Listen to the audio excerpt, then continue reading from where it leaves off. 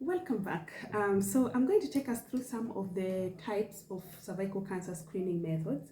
The commonest that we know of is a pap smear. And let me pose this question to you. If you're watching me, you're a lady more than 25 years of age and you're sexually active, have you done a pap smear?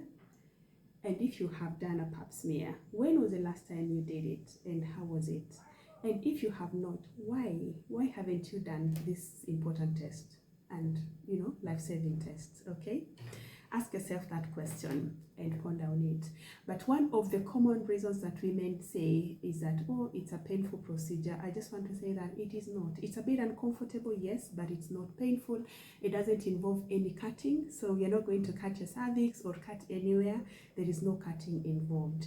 The other fear that people have is fear of results, which is quite valid because sometimes you have walked into an office for just a routine check and you get such life-changing diagnosis or information about your health.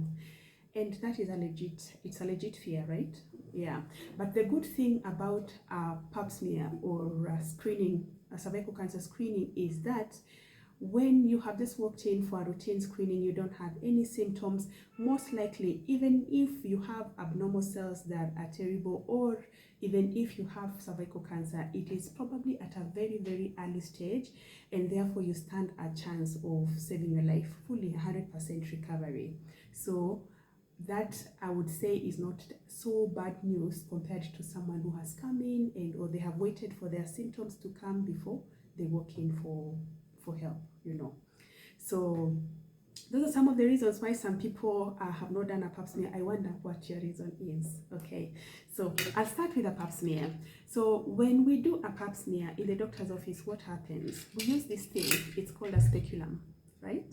So a speculum is one of the best tools for gynecologists like myself.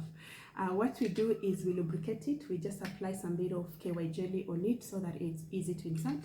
And then we open it a tiny bit, just like this, so that we are able to see your cervix, because that's our target, And then we use a brush that looks like this, very soft.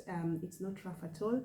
We rub it on your cervix to get the cells, which we'll put on a slide, and it will be checked in the lab for any abnormal cells or any signs of cancer that might be there. The whole process takes about less than 5 minutes, or actually about maybe 1 to 2 minutes or even less. And then there is the option of doing HPV DNA. So HPV DNA is pretty much the same process as a pap smear. So with the same speculum, you put in the vagina, open, see the cervix. With the same brush, again, you rub on the cervix a bit, get the cells, but instead of putting on a slide, we put it in a container that has a special fluid, and they will check if there is any high-risk DNA virus for HPV there. They don't really check for all types of HPV viruses in your body. They just look for the high-risk ones. The high-risk ones are the ones that are associated with cervical cancer. And even the high-risk ones, they don't check all of them. They check for the notorious ones, which are type 16 and type 18, that cause more than 70% of the cancers, of the cervical cancers. So those are the ones they check.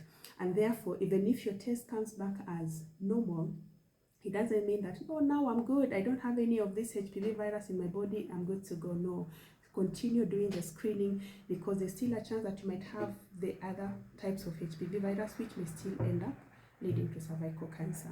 The other type of screening that we have is something called via villi. Via villi is, they also use a speculum, same thing, okay, because we need to see the cervix.